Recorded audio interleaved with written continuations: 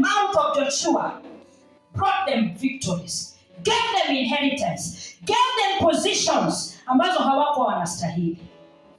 But the same people, other people around them, chose what they thought wakinena maneno za kujihurumia kwamba Mungu atawahurumia.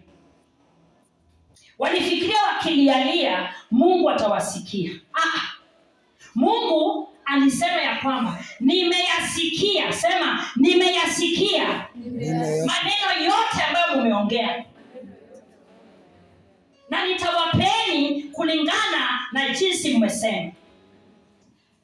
Kalebi aliyonena neno la Bwana alipokea kile alichosema, urithi kutoka kwa hili neno.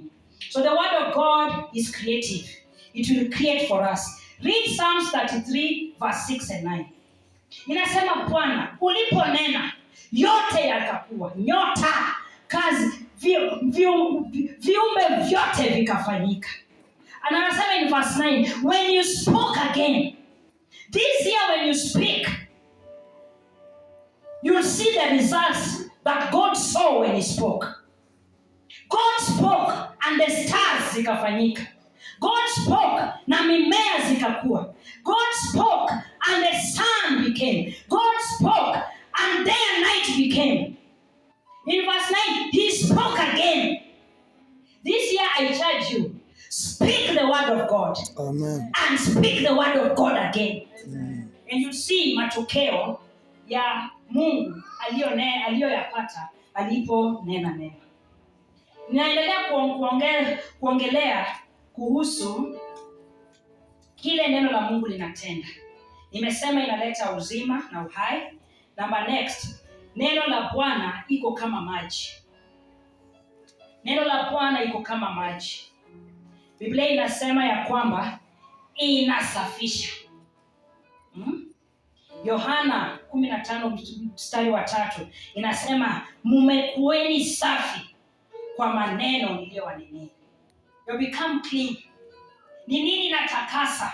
Ni neno la Bwana. Hata kama unasikia mchafu, kama wanadamu tuko na hali eneo la mahisia, au eneo la my emotions. Nasikia mchafu, nasikia mzito, nasikia kukataliwa, najisikia hata leo mimi asubuhi sikuwa najisikia nimeokoka.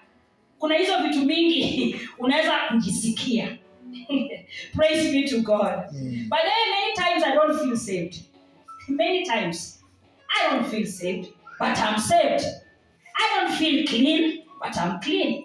I don't feel worthy, but I'm worthy. Say that, praise the Lord. Amen. Why? The Bible says you have become clean. John 15 and verse 3. Mumekuwa watakatifu. You have become clean because of the word I've spoken to you.